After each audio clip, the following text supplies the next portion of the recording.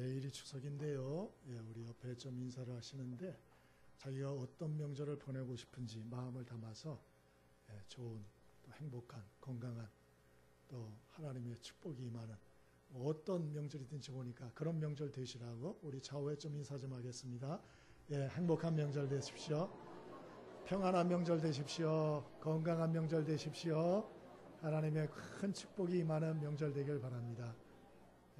행복한 명절 되십시오. 어떤 정신과 의사 글을 하나 봤어요. 이분이 그 글에다가 자기는 대인기피증이 있다고 정신과 의사가 적었더라고요. 제가 재미가 있어서 봤어요. 봤는데 자기는 개인적으로 일을 하면서 사람들을 만나는데 정신과 의사니까 이제 좀 병든 사람들 만나잖아요. 사적으로는 절대 안 만난다. 그리고 다른 친구들도 되도록 잘 안 만난다. 이렇게 얘기를 하더라고요. 그래서 뭔 소린가 하고 쭉 봤어요. 얘들 이제 이해가 되더라고요. 이 사람이 겉은 멀쩡한데 이 속에 병든 사람들이 너무 많다는 거예요. 우리 옆에 사람 다 멀쩡해 보이잖아요.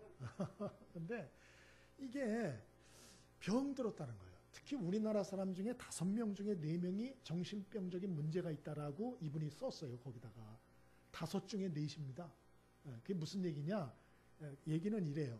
어릴 때부터 사람은 태어나서 어머니의 모유와 또 충분한 잠을 자고 그런 것만 충족되면 되는 게 아니고 부모님이나 사람으로부터 충분한 사랑을 받고 관심을 받고 인정을 받고 축복을 받고 칭찬을 받고 그래야 사람이 건강하게 이 내면이 자란대요.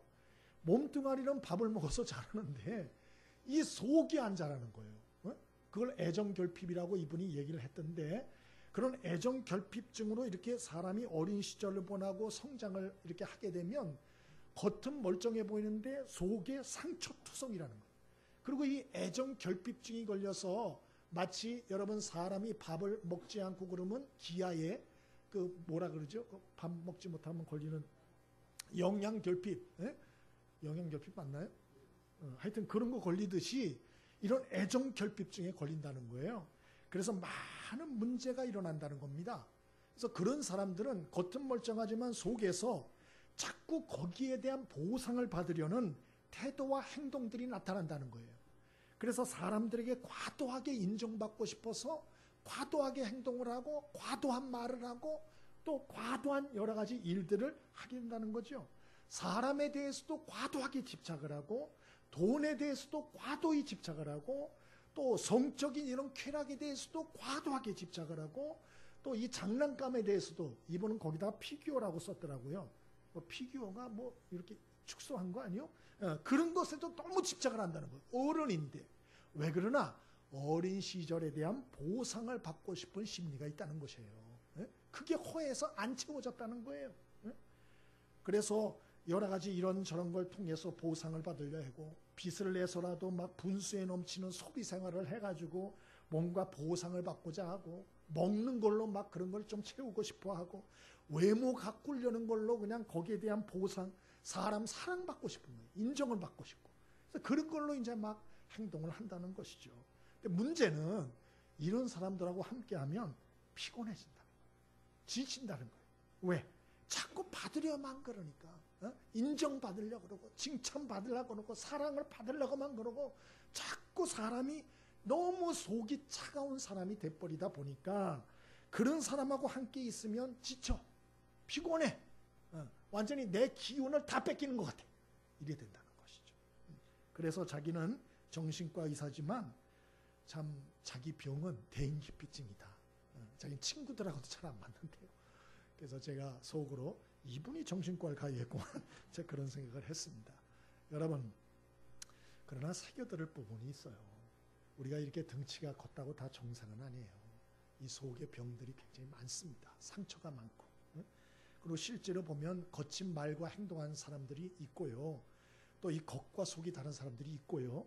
또 사람을 이용하려는 불순한 의도를 가지고 사람에게 접근하는 사람들이 있어요. 우리가 그런 것들을 경험을 하죠. 그러면 우리도 이 정신과 의사처럼 대인기피증에 걸려가지고 사람마다 만나는 사람마다 의심의 색안경을 끼고 보고 하는 말마다 의심을 하고 거리를 두고 이렇게 해야 되나? 그렇게 해야 되나? 그건 아닙니다. 예수님이 마태복음 5장에서 제자들을 불러서 말씀하시기를 너희는 세상의 빛이라, 너희는 세상의 소금이라 그렇게 말씀하셨어요. 또 사도 바울도 고린도후서 5장 18절에 보면 우리를 뭐라 그랬나? 하나님이 우리를 왜 불러셨는 줄 아나? 그것은 화목케 하는 직분을 우리에게 맡기시려고 부르신 것이다. 그렇게 하신 말씀이 나와요. 그러니까 우리가 하나님의 은혜로 선물로 구원받았잖아요. 그럼 왜 하나님이 구원을 선물로 주시고 하나님의 자녀가 되게 하셨나? 그건 그냥 우리를 자녀 삼고 천국이나 가게 하려고 부르신 건가? 그게 아니라는 거예요. 우리를 구원을 선물로 주시고 하나님의 자녀 삼아 주시고 죄를 용서 다 해주신 것은 우리에게 기대하는 역할이 있기 때문이라는 거죠. 그 하나님이 기대하는 역할이 무엇인가? 바로 그거예요. 이 화목케 하는 직분. 세상에 고통하는 사람이 너무 많고요. 이 문제와 상처와 아픔과 눈물과 슬픔과 어두움 속에서 정말 이 가슴에 상처와 피 흘리는 고통 가운데서 이리 방황하고 저리 방황하고 차갑게 사는 사람들이 너무너무 많다는 거예요. 그러니까 너희들이 어떻게 살라고 주님이 부르셨느냐? 그러므로 너희는 이런 세상을 좀 밝히고 이런 사람들을 좀 치유하고 이런 세상에 좀 변화를 주고 이런 세상에 좀 선한 영향력을 끼치는 그런 역할을 좀 해주기를 내가 바란다. 그래서 불렀다는 거예요. 잊지 않게 되길 바랍니다. 옆에 사람에게 인사하시죠. 우리는 세상의 빛과 소금입니다. 우리에게는 화목케 하는 사명이 있습니다. 당신이 가는 곳에 문제가 해결되길 바랍니다. 당신이 가는 곳에 천국이 있게 되길 바랍니다. 당신이 가는 곳에 사람들이 살아나길 바랍니다. 할렐루야! 그게 우리를 부른 목적이라는 거예요. 내가 가는 곳엔 사람이 다 죽어. 내가 가는 곳엔 화기애애하다가 더 냉랭해져. 내가 가는 곳엔 싸움이 없다가도 싸움이 더 벌어져. 이건 성경을 박사라 할지라도 그건 믿음이 없는 거예요. 그건 잘못하고 있는 것입니다. 추석 명절입니다. 하나님의 자녀들은 그런 면에서 세상에 나가야 되고요. 사람들에게 관심을 깊이 기울여야 되고요. 사람들을 만나야 돼요. 함께하는 시간을 반드시 가져야 돼요. 특별히 명절에 좋던 싫던 우리는 사람들을 많이 만나야 됩니다. 예? 이 중에 또 안 만날 사람이 또 계실지도 모르겠어요. 그러나 여러분 그것이 하나님의 뜻이라는 걸 명심하시고 사명감을 가지고 만나게 되길 바랍니다. 그리고 만나되 오늘 예수님이 말씀하신 어떻게 대인관계를 해야 되나 좀 마음에 깊이 새기고 우리가 실천함으로 좀 선한 영향력을 미치는 이러한 아름다운 명절 꼭 될 수 있길 바랍니다. 그럼 예수님이 알려주시는 성도의 대인관계의 원칙이 무엇인가? 37절 읽습니다. 37절 한비에 합독합니다. 시작. 비판하지 말라. 그리하면 너희가 비판을 받지 않을 것이요. 정죄하지 말라. 그리하면 너희가 정죄를 받지 아니할 것이요. 용서하라. 그리하면 너희가 용서를 받을 것이요. 아멘. 첫 번째로 예수님이 말씀하신 대인관계의 대원칙 1번이 뭐냐? 사람을 비판하고 정죄하지 말라는 거예요. 비판하고 정죄하지 말라. 비판이 뭐냐? 죄라고 할 수 없는 사회 통념상 이건 아니다 싶은 것, 예? 그런 것들에 대해서 말하는 거죠. 그 비판이에요. 그러면 정죄는 뭐냐? 정죄는 성경이나 나라법으로 확실히 죄다라는 것을 얘기하는 거예요. 예? 그러니까 비판도 하지 말고 정죄도 하지 말라는 거예요. 다른 사람에 대해서 나쁜 말 하지 말고 안 좋게 말하지 말고, 예? 여기 비판은 쉬운 말로 흉보는 거예요. 남 흉보지 말라는 거예요. 이번 명절에 가족끼리 모여서 흉보지 않게 되길 바랍니다. 예, 흉보죠. 다른 사람 말 하지 말라. 그런데 비판이나 정죄의 말은 옳은 말이에요? 옳지 않은 말이에요? 옳지 않은 말이에요? 90%가 옳은 말입니다. 예? 누구를 비판하잖아요? 그거 다 맞아요. 그 얘기. 아우 저 사람은 말이 많고 저 사람은 뭐고 저게 문제고 저게 문제고 저게 문제고 다 맞아요. 거의 100%예요. 예? 그거 듣는 사람은 마음에 새겨야 돼요. 거의 맞아요. 거의 맞아요. 그런데도 왜 비판이나 정죄의 말을 절대로 하지 말라고 예수님은 당부하시나? 그것은 그런 말은 그건 살인도구이기 때문에 그래요. 비판이나 정죄의 말을 듣고 아 기쁘다. 내 인생을 새롭게 살아야겠다. 할렐루야, 살맛이 난다. 이런 사람이 있습니까? 한 사람도 없어요. 아무리 옳은 말이라도 비판과 정죄의 말을 들으면요, 아파요. 저도 아파요. 여러분이 저를 비판하면 저도 아프다. 기운이 빠져요. 맥 빠져요. 심하면 극단적인 행동까지 하고 싶어요. 그래서 오늘 예수님은 비판 정죄의 말, 남의 말 하지 말라는 거예요. 그러면 어떤 분은 그럴 거예요. 그럼 목사님, 잘못된 길 들어서는 사람들 많은데 비판하고 정죄하지 말고 가만 내버려두라는 얘기입니까? 이런 의문이 들잖아요. 예, 그러한 비판과 정죄의 사명을 하나님이 주신 사람들이 있어요. 그 사람들이 비판 정죄하게 하려는 거예요. 그 사람들이 누구냐? 예, 경찰들이에요. 또 검사들이에요. 또 판사들이에요. 그게 언론인들이에요. 예? 예를 들어서 판사가 예수님이 비판 정죄하지 말라 그랬으니 당신은 살인죄를 범하였으나 무죄, 석방 이러면 돼요, 안 돼요? 큰일 나는 거죠. 그건 나라가 엉망되는 거예요. 그러니까 하나님이 정죄와 비판의 사명을 주신 사람들이 있다고요. 그러니까 그런 사람들이 그런 일을 하라 그 말이에요. 그럼 우리는 그런 사명을 주셨어요, 안 주셨어요? 그 사명을 또 준 사람들이 있어요. 그게 누구냐? 가정에서는 부모예요, 부모. 예? 부모가 자녀들이 잘못하면 말해야 돼요, 안 해야 돼요? 해야죠. 안 하면 애들이 뭐가 되겠어요? 또 학교에는 누구예요? 선생님들이에요. 선생님들이 학생들이 잘못 가는데 말을 해야지. 말 안 하고 비판하지 말라 그랬지. 그러면서 말 안 하면 그거 엉망되는 겁니다. 말해야 돼요. 응? 또 교회에서는 담임 목사죠. 또 리더죠. 담임 목사가 교인들이 잘못하는 걸 보고도 가만히 있으면 돼요, 안 돼요? 돼요? 안 되죠. 말을 해줘야죠. 응? 여러분, 그런데 문제는 뭔고 하니 자기가 책망할 사명이 있는 사람이라 할지라도 조심해야 된다는 게 성경 말씀이에요. 예? 조심해야 된다. 에베소 6장에 보면 너희 자녀를 예수님의 주의 교양과 훈계로 양육하라 그래놓고 너희 자녀들을 뭐하게 하지 말라 그랬죠? 노엽게 하지 말라 그랬다고요. 노엽게. 그러니까 양육은 하되 훈계를 하되 책망을 하되 그러나 자녀들을 노엽게 하지 말라는 거예요. 이건 어떻게 하라는 소리예요 도대체?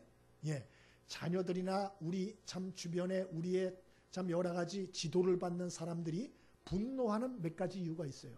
여러 가지 이유 중에 첫 번째가 무엇이냐? 그 첫 번째는 칭찬은 안 하고 책망을 할 때 그거 분노가 일어납니다. 예? 부모가 있는데 책망을 해야죠, 자녀들을. 근데 항상 책망만 해. 그 입에서는 항상 책망이야. 책망. 항상 책망만 나와. 예? 그리고 칭찬은 안 나와. 그럼 아이들이 분노해요. 그래서 전문가들은 말해요. 아이를 책망할 때는 3마디 칭찬하면 1마디 책망하라고 돼 있어요. 근데 우리는 어떻게 하죠? 거꾸로 하잖아요. 1마디 칭찬하고 3마디 책망하고 우리 이렇게 할 때가 많잖아요. 그렇게 하면 안 돼. 그러면 분노한다는 거예요. 예? 마음에 새길 수 있게 되길 바랍니다. 예, 또 두 번째 왜 분노하나? 그것은 많은 사람 앞에서 책망을 받을 때 그러면 이 인격적인 자존감이 훼손된다는 거예요. 그래서 성경의 마태복음 18장에 뭐라 그랬어요? 책망과 훈계를 할 때는 조용히 1대1로 가가지고 얘기하라 그랬어요. 1대1로 조용하게. 그런데 여러 사람 앞에서 얘기를 하면 그건 인격 모독이에요. 그건 굉장히 정죄와 비난으로 들리기 쉽다. 성경이 그렇게 말하고 있어요. 그러면 친구나 주변 동료나 성도들끼리는 서로 무슨 비판도 못하고 정죄도 못한다는 얘기냐? 책망의 사명만 있는 사람만 그렇게 하는 거냐? 그렇진 않아요. 잠언서 27장 9절, 잠언서 27장 6절에 보면 친구의 충성된 권고는 아름답다. 그렇게 나와요. 그러니까 친구의 충성된 권고, 또 친구의 통책은 충성에서 말미암은 것이다.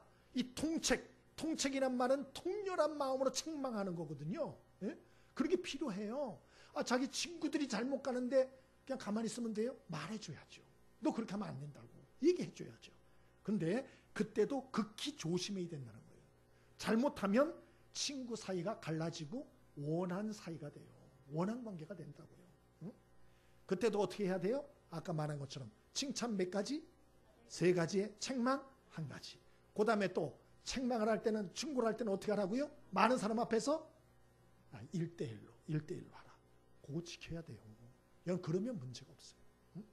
어떤 목사님들이 하는 얘기를 들었어요. 그 목사님들 부부 모임이 있었는데 이분이 그 만남의 자리에서 이 목사님이 실수를 한 거예요. 자기 친구 목사님한테 대놓고 충고를 한 거예요. 근데 그 옆에 누가 있었어요? 사모님이 있었던 거야. 근데 그 말은 대단히 옳고 맞고 필요한 말이었어요. 근데 이분이 그걸 비난으로 받아들인 거예요. 나중에 뒷말이 들리는데 그런 얘기가 들리더래요. 지까짓게 뭐라고. 지가 무슨 큰 교회 담임 목사면 담임 목사지. 내가 동료 목사인데 지 교회 부목사 야단 치듯이 내 아내까지 모욕을 줬다고. 그래 그렇게 치를 떨더래요. 치를. 20년이 지났는데도 아직까지 사이가 앙금이 안 풀렸대요. 조심하셔야 되는 거예요. 예? 우리 옆에 사람에게 인사하십시다. 제가 가르치려고 하지 않겠습니다. 인사 좀 하세요. 제가 함부로 충고하지 않겠습니다. 명심하길 바랍니다. 함부로, 아니 그건 안 해도 돼요. 진짜 조심하셔야 돼요. 이 비판과 이 책망 정죄하는 말은 대단히 조심하셔야 됩니다. 네? 조심하셔야 돼요. 그러면 어떡하나? 뭐 세상이 어떻게 돌아가나? 기도하세요. 기도.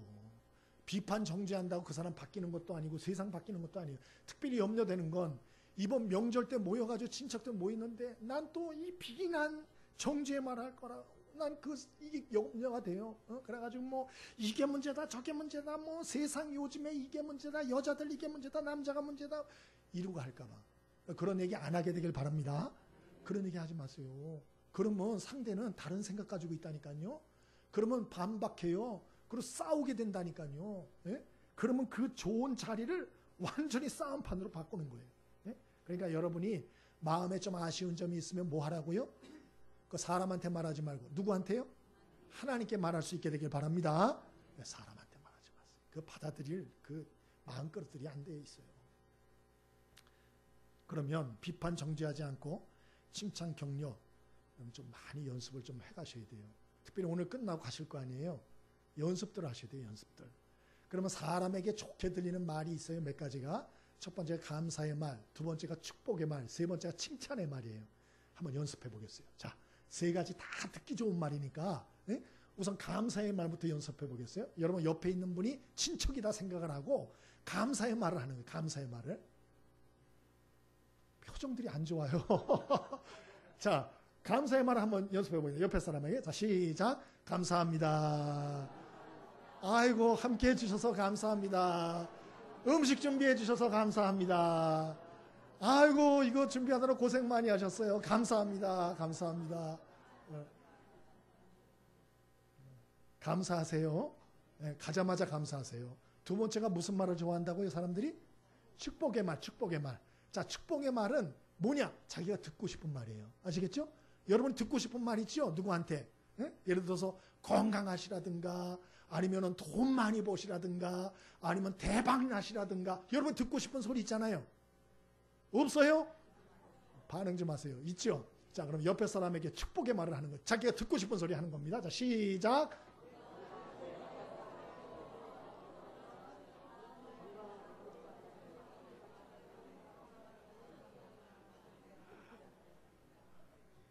오늘 이거 못하는 사람은 가지 마세요. 명절에. 진짜 가가지고 문제만 일으킬 것 같아요. 마지막 말은 칭찬의 말이에요. 칭찬의 말. 그래서 정할 거 없으면 제가 써먹은 건데 영화배우 같으시다고 그리고 탤런트 같으시다고 응? 정말 매력이 눈이 너무 매력적이시라고 비결이 뭐냐고 좀 이렇게 그냥 얘기라도 해주세요. 응? 칭찬의 말을. 자, 옆에 사람에게 자 칭찬의 말 시작.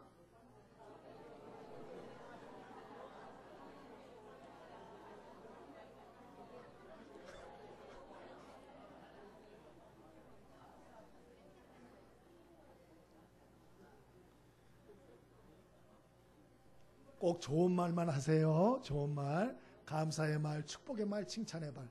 피부가 너무 좋아지셨다고, 너무 인상이 좋아졌다고, 살이 너무 빠지셨다고, 어떻게 이렇게 날씬해졌냐고, 좀 통통한 분들한테는 그런 얘기가 제일 좋아요. 그런 얘기도 해주시고, 좋은 소리 하십시오. 두 번째로 대인관계 비결, 주님이 두 번째로 얘기하는 게 있어요. 38절입니다. 같이 한번 읽어봅니다. 38절. 자, 시작. 주라 그리하면 너에게 줄 것이니 곧 후이되어 누르고 흔들어 넘치도록 하여 너에게 안겨주리라. 너희가 헤아리는 그 헤아림으로 너희도 헤아림을 도로 받을 것이니라. 아멘. 첫 번째는 비판 정죄의 말 좀 하지 말라는 거예요. 적집 만들지 말라는 거예요. 예? 하여튼 그 사람 입만 열었다 하면 다 적이 돼. 그리고 무슨 행복하길 바래. 예? 적도 친구로 만들길 바랍니다. 좋은 말을 해주세요. 두 번째로는 예수님이 어떻게 대인관계를 해야 되나, 나누고 베풀고 섬기는 삶을 좀 살라는 거예요. 나누어주는 삶을 살라. 나누어주는 삶. 비판 정죄만 하지 않고 좋은 말만 해서 안 되고 더 나가야 된다는 거. 더 네 것 가진 거 손해가 되더라도 사람들한테 좀 나눠주고 베풀어주라는 거. 베풀어주라. 예? 나눠줘라. 그런 얘기예요. 나한테 잘해주는 사람한테만 나눠주지 말고 나한테 못하는 사람한테도 나눠주라고. 33절에 그렇게 말하잖아요. 너희를 선대하는 자를 선대하면 칭찬받을 것이 무엇이냐? 죄인들도 그와 같이 한다. 너희들은 하나님의 아들, 딸이야. 그러므로 너희한테 원수같이 하는 자들에게도 선대해라. 그리고 필요한 게 있으면 나눠주라. 27절에 그렇게 말씀하죠. 너희 원수를 사랑하고 너희를 미워하는 자를 선대하고 너희를 저주하는 자를 축복하고 너희를 모욕하는 자를 위해서 기도하고 입뺨을 치는 자에게 젖뺨을 돌려대고 겉옷을 빼앗는 자에게 속옷까지 주고 내게 구하는 자에게 거절하지 말고 다 줘라. 이렇게 돼 있어요. 근데 이게 부담이 돼요? 안 돼요? 돼요. 이 수준이 너무 높은 거예요. 예? 솔직하게 나한테 잘못한 왼수 같은 인간이 있으면 우리가 할 수 있는 최선은 뭐냐? 복수 안 하고 참아주는 거예요. 그것만 해도 큰 은혜를 베풀어 주는 거예요. 우리한테. 근데 예수님 뭐냐? 그 정도가 아니야. 더 나가야 돼. 선대를 해줘. 축복을 해주고 기도를 해주고 원하고 필요한 거 다 도와줘. 오늘 그렇게 예수님이 말씀하고 있는 거예요. 아, 너무 가혹해 느끼실지 모르지만 입장을 바꿔보면 가혹하지 않아요. 여러분의 아이가 학교 갔습니다. 그래서 다른 애를 죽도록 두들겨 팼어요. 그래서 입에 담지 못할 욕까지 했어요. 상대 아이는 이빨이 뽑히고 갈비뼈가 부러지고 그리고 눈이 밤탱이가 되고 입술이 막 부어오르고 이러고 병원에 입원했어요. 전치 6주 병원 정신과 상담까지 받고 있어요. 자, 큰일 난 거죠. 상대 부모가 가만히 있겠어요? 여러분 같으면 어떻게 하겠어요? 여러분 자녀가 이렇게 당하고 왔어요. 그럼 어떻게 하겠어요? 가만히 있어요? 가만히 있으면 바보지. 응? 이거 경찰에 고소해야죠. 말 필요 없어요. 고소, 손해배상 청구 다 해야죠. 상대 아이 학교 교장 선생님과 선생님한테 강력히 요구해서 전학시키라 그러죠. 전학시키라 그러죠. 예? 안 그러면 이거 매스컴에 다 떠들겠다고 그런 얘기를 해야죠. 그런데 내가 그 아이를 그렇게 두들겨 팬 아이의 엄마예요. 병원에 갔어요. 근데 그 엄마 아빠가 탁 나오는데 환한 얼굴로 웃어주면서 괜찮습니다. 애들이 철이 없어서 그럴 수도 있죠. 치료비가 한 500만 원 나왔습니다마는 걱정하지 마세요. 저희 다 그 정도는 알아서 할 수 있습니다. 저희가 알아서 할게요. 대개 아이도 이런 결과에 놀랐을 겁니다. 위로하고 격려하고 너무 야단치지 마세요. 그리고 이 돈 가져가셔서 애 갈 때 맛있는 거 사주세요. 그리고 학교 선생님한테는 제가 얘기를 해서 전혀 해가 가지 않도록 전화를 드릴게요.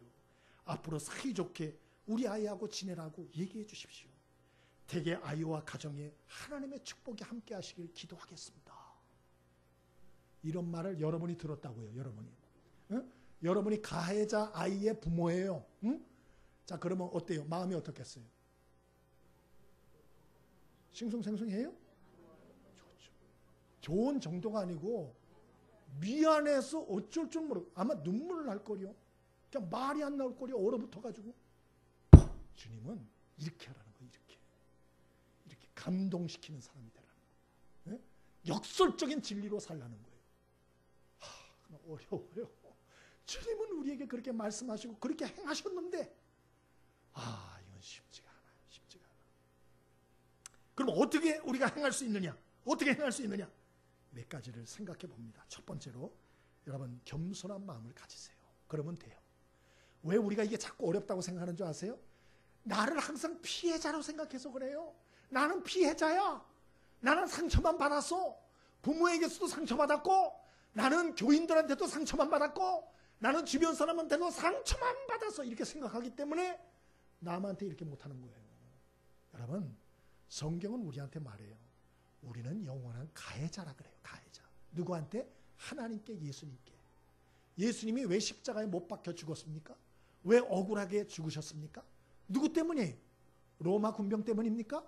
맞습니다. 그러나 로마 군병의 책임만이 다입니까? 아닙니다. 못 박아 죽이라고 선고한 빌라도 총독의 문제죠. 그러면 빌라도 총독에게만 책임이 있습니까? 아닙니다. 그렇게 하도록 선동을 한 이 유대 백성들, 군중들이 문제예요. 그러면 유대 군중들한테만 문제 있습니까? 그들 배후에서 선동한 대제사장과 바리새인들에게 문제가 있었어요. 그러면 그 자들만 문제가 있었습니까? 아닙니다. 예수님을 직접 팔아넘긴 예수님의 제자 가룟 유다가 문제예요. 또 예수님이 붙잡혀갈 때 다 배신하고 도망간 그 12 무능한 제자들, 그 제자들 책임이에요. 그러면 우리는 책임이 없겠어요? 성경은 말하는 거예요. 예수님이 십자가의 대속에 피를 흘려 죽고 이러한 자기의 모든 몸을 희생하신 대가를 치르시고 억울함을 당하시고 뺨을 맞으시고 침뱉음을 당하시고 말로 모욕을 당하시고 손과 발의 대못을 박히시고 몸짓고 피 흘려 죽게 하신 그 일에는 우리도 가해자라는 거예요. 우리도 잊지 않게 되길 바랍니다. 착각에서 빨리 벗어나세요. 그러면 나는 하나님과 예수님께만 가해자인가? 아니에요. 다른 사람한테도 가해자예요. 자기만 모를 뿐이야. 자기만. 예? 난 상처만 받아서. 자기 생각이라니까. 물어보세요. 주변 사람에게 솔직히. 나한테 상처받으면 손 들어보세요.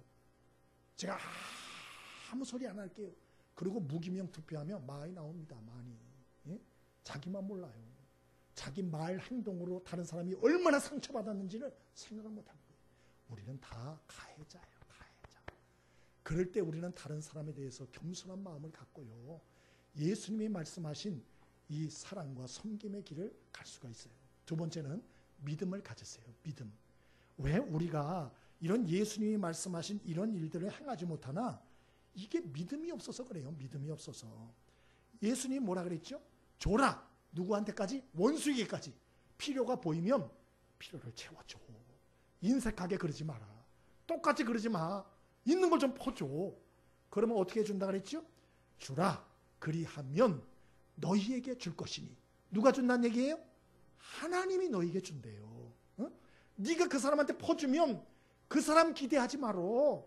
그 사람 너한테 갚아주지 않아. 절대로. 오히려 배은망덕하게 행할 수 있어. 그러나 네가 나를 믿고 원수라도 너가 베풀고 주는 삶을 살면 하나님이 약속을 주라. 그리하면 하나님께서 너에게 줄 것이다. 어느 정도? 곧 후이 되어 누르고 흔들어 넘치도록 하여 너희에게 안겨주리라 그랬어요. 믿으시길 바랍니다. 이 말씀 믿어야 우리가 다른 사람에게 선을 베풀 수가 있어요. 이 약속의 말씀과 하나님을 믿지 못하면 절대 못합니다. 절대. 우리 노예 교회 중에 그 선교 구제에 아주 특출한 교회가 있어요. 과하다 싶을 정도로 얼마나 하는지 몰라요. 빚내가지고 하는 건 아니에요. 여러분 빚내서 구제하는 건 잘못된 겁니다. 그건 아니에요. 근데 이번 여름에도 여기서 빚내지는 않는데 잔고를 남기지 않고 다 써요. 이 교회는. 근데 이번 여름에 시골 지역에 40년 이상 교회에 이 노후한 음향과 앰프 시설, 조명 시설을 4교회를 다 바꿔줬어요. 얼마가 들었나? 2천만 원 들었대요. 한 교회당. 제가 그 얘기를 듣고 정신이 번쩍 나더라고요. 우리 교회도 이거 굉장히 노후됐거든. 여러분 4교회를 2천만 원씩 도와줬으면 얼마가 들어간 거예요? 8천만 원이 많아요? 적어요? 난 그 교회도 훌륭하다고 생각해요. 그 교인들도.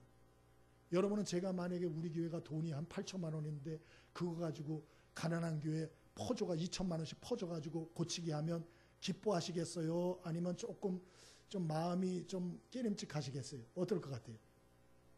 기쁠 것 같아요? 할렐루야. 그렇게 될 줄 믿습니다. 자기 노예 교회 소속 교회도 아니에요. 남의 교회예요. 완전히. 교단도 틀려요. 근데 그렇게 퍼주는 거예요. 근데 이 목사님이 그런 간증을 해요. 이렇게 나눠주고 나눠줬더니 손해볼 줄 알았는데 어려워질 줄 알았는데 더 풍성히 하나님이 채워주시더라. 그분이 직접 한 얘기예요. 여러분 세상에 이런 신기한 일들이 있어요. 신기하지 않아요? 아니 퍼주는데 오히려 더 풍성해져. 성경에도 그런 얘기 나오잖아요. 예? 잠언서 11장 24절에 흩어 구제하여도 더욱 부하게 되는 일이 있나니 과도히 아껴도 가난하게 될 뿐이라. 이 말은 정말 아껴. 돈 500원도 아까워가지고 버스 타지 않고 걸어다녀. 허리띠를 졸라매고 얼마나 구두쇠처럼 사는지 몰라. 그런데 형편이 안 펴. 이상해.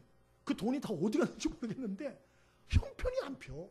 그런데 어떤 사람은 나누고 베풀고 섬기고 막 이런 데 쓰는데, 야, 저렇게 해가지고는 알거지 되지. 교회에다 저렇게 퍼다 주고 저렇게 남을 도와주고 저거 알거지 되지. 알거지가 안 돼. 오히려 더 풍성히 잘 살아. 오히려 얼굴빛은 더 좋아져. 오히려 그 자녀들은 더 잘 돼. 그 왜 그럴까요? 하나님이 약속을 이루시는 거예요. 여러분, 이 약속의 말씀을 정말 믿게 되길 바랍니다. 그럴 때 우리가 정말 나누고 베풀고 이런 삶을 살 수 있는 거예요. 우리 옆에 사람에게 인사하시죠. 사람에게 주고 하나님께 받고, 사람에게 심고 하나님께 거둡시다. 할렐루야. 꼭 그렇게 되길 바랍니다. 네, 마지막은 기도하셔야 돼요. 정말 예수님이 말씀하신 대로 대인관계를 이렇게 하려면 첫 번째로는 겸손한 마음 가지셔야 되고요. 두 번째로는 믿음 가지셔야 돼요. 하나님에 대한 믿음. 마지막으로는 기도하셔야 돼요. 기도. 여러분, 아까 말씀드렸죠? 출생에서 성장하면서부터 충분한 사랑과 인정과 관심과 축복과 칭찬을 받지 못한 사람들은 이게 문제가 생겨요. 이 마음에 문제가 있다니까요. 그래서 이 마음 속에 상처와 분노와 슬픔과 아픔이 많이 쌓여 있어요. 이걸 자기도 몰라요. 근데 이걸 해결 안 하고 하면은 어떠한 일이 일어나느냐? 사소한 일 때문에 분노해요. 그래서 잘못하면 사람 죽입니다. 그리고 그럴 용기가 없는 사람은 우울증에 빠져요. 그래서 어떻게 되느냐? 자기가 자기를 죽여요. 예? 제가 실제로 이번에 인터넷 뉴스를 21일자 봤어요. 충남 한 마을에서 어머니와 교제하던 남자가 있었대요. 그러니까 어머니가 뭐 사별하시거나 뭐 그러고 남자하고 교제하고 계셨던 모양이에요. 근데 이 어머니를 그 교제하는 남자가 자주 폭행을 했대요. 술 마시고. 그래가지고 딸이 있었는데 그거를 보고서 흉기를 가지고 가가지고 그 내연남을 찔러 죽였어요. 그래가지고 체포가 됐어요. 21일 날. 엊그저께. 또 엊그저께 있었던 일이, 동거녀와 생활비 문제로 다투던 동거남이 동거녀를 살해했다. 그래서 이 30대 남자인데 15년형이 선고됐다. 뭐 이런 얘기. 여러분, 사소한 일이 발단이 돼서 큰 비극을 불러요. 왜 그러냐? 이 마음이 고장난 거예요. 자기가 조절이 안 되는 거예요. 조절이. 예? 그러므로 이거 어떻게 해야 되나? 사람한테 쏟으면 큰 문제가 일어나요. 그래서 성경은 어떻게 하냐? 하나님께 쏟으라는 거예요. 하나님께. 시편 62편 8절에 백성들아 시시로란 말은 시간 백성들아 시간 그를 의지하고 그의 앞에 마음을 토하라. 하나님은 우리의 피난처시로다. 여러분, 우리가 기도하는 것이 무엇이냐? 하나님께 마음을 토하는 거예요. 여러분의 마음에 있는 상처와 아픔과 분노와 또 여러 가지 복잡다단한 마음들, 죄책감들, 수치감들, 부끄러움들, 이런 걸 시간마다 하나님 앞에 토해놓지 않으면 그게 여러분을 죽여요. 예? 그리고 여러분이 정상적으로 생각하고 사고하고 행동하지 못하게 막아요. 그리고 여러분을 점차로 죽여간다고. 예? 그 어떻게 해야 되나? 하나님 앞에 쏟아놓으라는 거예요. 시간. 할렐루야. 명절에 이동을 하면서도 운전하면서 스트레스 쌓일 거예요. 시간 주님 앞에 쏟아놓으세요. 아, 주님 힘듭니다. 운전하는데 짜증이 슬슬 올라옵니다. 기도하셔야 돼요. 기도. 하나님 도와주세요. 제 마음 붙잡아줘. 기도해야 됩니다. 기도. 가서 또 전을 붙이고 다 해놓은 줄 알았는데 가보니까 하나도 안 해놓은 거야. 만두도 만두가 아니고 성편도 하나도 안 만들어 놓은 거야. 네가 올 줄 알고 다 놔뒀다 이러는 거야. 그러면 그걸 또 너무하다. 좀 준비를 해놓지. 하나 만들면서 뭐가 올라와요? 이제 올라오기 시작하는 거예요. 그때 어떻게 해야 돼요? 시시로 그 마음을 하나님께 토하라. 하나님께 말할 수 있게 되기를 바랍니다. 네, 그래서 하나님 슬슬 올라오기 시작했습니다. 이거 큰일 났습니다. 이거 제 마음을 좀 어떻게 해주세요. 기도하셔야 돼요. 기도. 그러면 하나님이 마음을 붙잡아 주신다. 다스려 주신다. 승리케 해주신다. 믿게 되기를 바랍니다. 그래서 하나님 앞에 항상 솔직하고 정직하게 기도로 자기의 마음을 토해내세요. 하나님이 도와주세요. 그리고 무너지지 않아요. 그리고 불행한 인생길 걷지 않습니다. 문제는 마음 관리를 안 하는 거예요. 마음 관리를. 그냥 자기 본능대로 죄의 유혹대로 끌려가는 거예요. 끌려가는 거예요. 엉망되는 거죠. 사탄에게 사로잡혀서 멸망과 죽음의 길, 그 사람이 가는 곳이 다 지옥되는 거예요. 지옥. 그러면 여러분 항상 하나님 말씀 가까이 하시고 하나님 앞에 정직하게 자기의 마음을 토해놓는 기도 생활을 할 수 있길 바랍니다. 꼭 그렇게 하길 바랍니다. 그리고 내 안에 거주하신 성령님께 도움을 구하세요. 성령님, 제가 어떻게 말해야 될까요? 성령님, 제가 어떻게 행동해야 될까요? 자꾸 물으십시오. 자꾸 자기 본능대로 하려고 그러지 마세요. 물으세요. 깨우쳐 주십시오. 가르쳐 주십시오. 제 마음은 더럽고 추합니다. 좁습니다. 이기적입니다. 주님께서 알려주십시오. 주님께서 알려주세요. 그 지시 따라 순종하세요. 그러면 반드시 하나님께서 우리의 마음밭을 지켜주시고 악한 영들과 역사, 시험, 유혹에서 지켜주시고 반드시 빛과 소금의 사명을 감당할 수 있도록 도와주실 줄 믿습니다. 승리하는 명절 되시길 바랍니다. 우리 찬송하겠습니다. 503장 찬송하겠습니다. 503장 예찬송가 373장입니다. 503장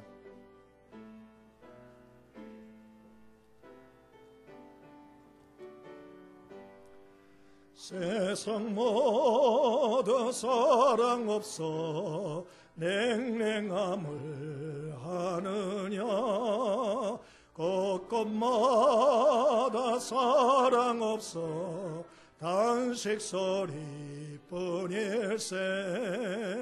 악을 성케 만들고 모든 소망이